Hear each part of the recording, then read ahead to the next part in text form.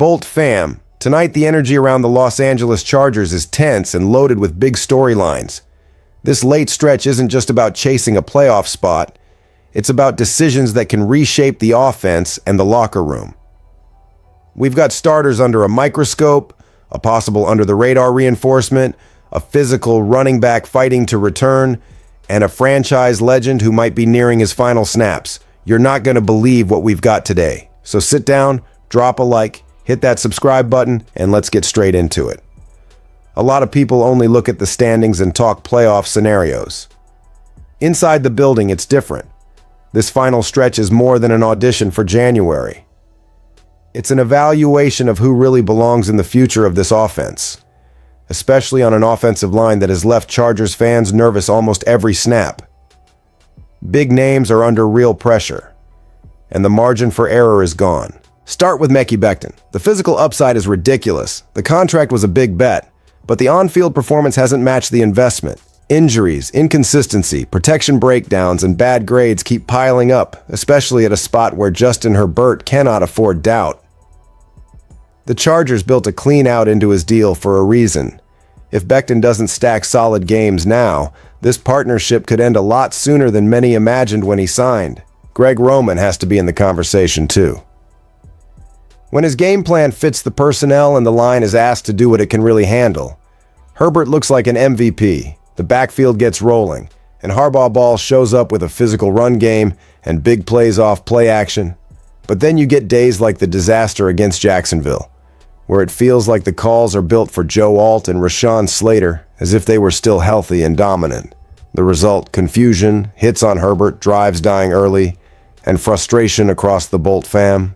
Then there's Bradley Bozeman, the man with the captain's C, the veteran who was supposed to anchor the middle. Instead, he's become one of the biggest lightning rods on the roster. Too many snaps where the pocket collapses straight up the middle. Too many communication issues.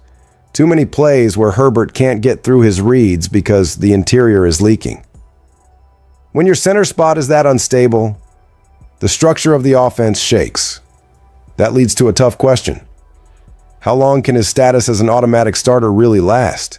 This stretch might decide who stays, who goes, and whether the Chargers are serious about protecting their franchise quarterback starting in 2026. These aren't depth pieces. These are core pillars of an offense that was supposed to carry the team in the biggest games of December. If Becton doesn't stabilize, if Roman doesn't adapt to what he truly has, if Bozeman doesn't raise his level, the conversation shifts from playoff run to offensive rebuild. Every snap from here on out is basically a job interview for the future of the Los Angeles Chargers. When we talk about protecting Justin Herbert, even a quiet move can become a huge storyline. Over the last few days, one name has surfaced in speculation. Doug Kramer Jr., currently on the Seattle Seahawks practice squad, with that "can play right now" tag on his profile. When you look at the state of the Chargers' interior offensive line, especially at center, that connection starts to feel very real. Kramer isn't just a camp body, he has real NFL snaps. 18 regular season games between 2023 and 2024 with the Chicago Bears, experience handling protection calls and dealing with interior pressure. Exactly where Herbert has been taking too many hits this year. Because he's on a practice squad, any team, including the Chargers, can sign him to their 53-man roster. No draft picks, no big cap hit, just a low-risk bet on a player who has already shown he can function on Sundays. That matters because Bozeman, despite the leadership and captain status, is going through one of the toughest stretches of his career. Interior pressure keeps showing up, protections break down, and Herbert is forced to bail on clean concepts because the middle of the pocket caves in too fast. It's almost impossible to build a physical, downhill Harbaugh run game without stability at the heart of the line. Just having Kramer in the building would change the dynamic. He brings real depth, not just another body, but someone who can realistically compete for snaps at center. He puts direct pressure on Bozeman, not that vague competition coaches always mention, but the real possibility of losing his job to someone with recent game experience. And he gives Roman a center comfortable with blitz recognition, stunts, and pre-snap adjustments directly helping Herbert operate with more freedom and less chaos around his feet. Because the cost is so low, this is exactly the kind of late-season move smart front offices make to avoid one catastrophic protection breakdown deciding the year.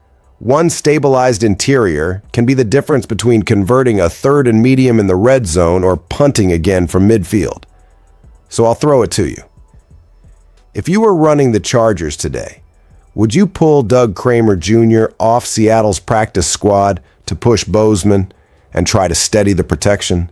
Sometimes these quiet, under-the-radar moves create unlikely heroes when a season is hanging by a thread. Coming out of the bye, everyone expected the Chargers to bring new answers and more juice on offense. In the middle of that, one name started to reignite hope in this backfield: Omarian Hampton. Ever since he hit injured reserve after that ankle injury against Washington, it felt like there was more going on than what was being said publicly. He tried to return in that game, pushed to stay on the field, then got shut down. And the silence afterward only made the Bolt fam more anxious.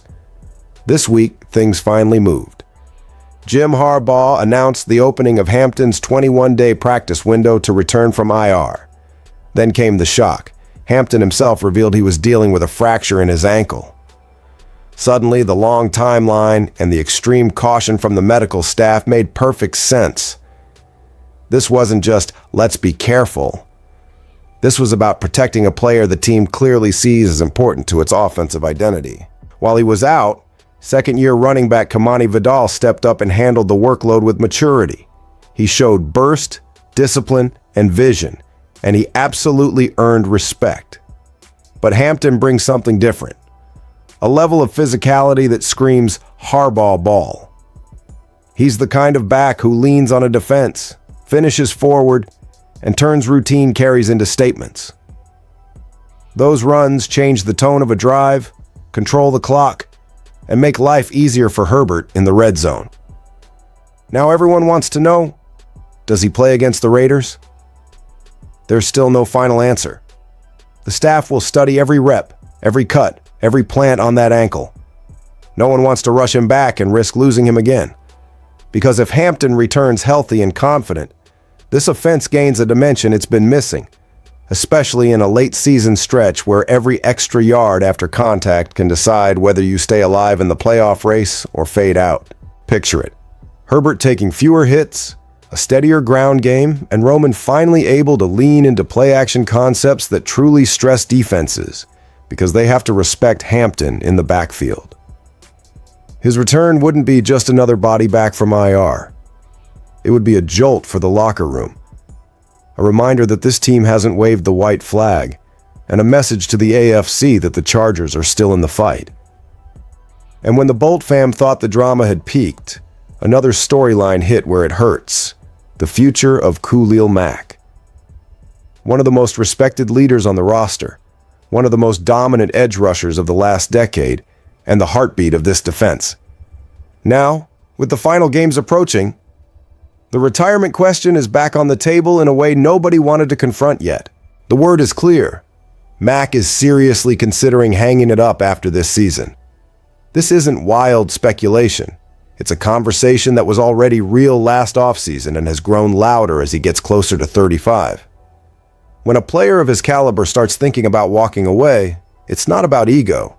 It's about the body, the grind, and the gap between what he still wants, like finally winning a playoff game, and what he believes is realistically in front of him. Mack came back this year with a simple mission: play winning football and make a real playoff run. He has never won a playoff game, despite multiple appearances. He believed in Harbaugh's project, believed this roster could contend, and in many ways pushed his career one more year because he thought this group might finally break through. But the season hasn't followed that script. Injuries, inconsistency on offense, and a defense that has had to carry a heavy load week after week have taken a toll. If he does retire, the impact is massive. You don't simply replace Khalil Mack. Tuli Tuipolo 2 is developing well and is part of the future, but he isn't Mack. In free agency, the only edge rusher even close in impact might be someone like Trey Hendrickson, and even then, it's not the same presence or instant credibility in the locker room. Mack is the kind of player who makes an entire defense walk a little taller. Without him, the tone changes and the standard shifts. Losing him would also force a rethink of how this defense is built for 2026. Do you pour big resources into edge again? Lean on the draft? Or adjust the scheme to spread the pass rush load across more players? Whatever the answer is, it affects all three levels of the defense, so the fan base is already bracing. If this really is the final chapter of Khalil Mack in a Chargers uniform, every snap from here on out becomes part of his legacy. After a day like this, it's impossible to ignore what's at stake in Los Angeles. The situations with Becton, Roman, and Bozeman show that the future of this offense is being written snap by snap. The possible move for Doug Kramer Jr. opens a quiet but powerful path to protecting Herbert. Hampton's return brings back a physical edge this backfield badly needs. And the uncertainty around Khalil Mack's future hits every Chargers fan right in the chest. Now I want to hear from you. Which of these stories do you think has the biggest impact on the Chargers' future? Drop your thoughts in the comments, hit that like button, make sure you're subscribed, and share this with the rest of the Bolt fam. We're riding this out together because there's still a lot of story left to tell in Los Angeles.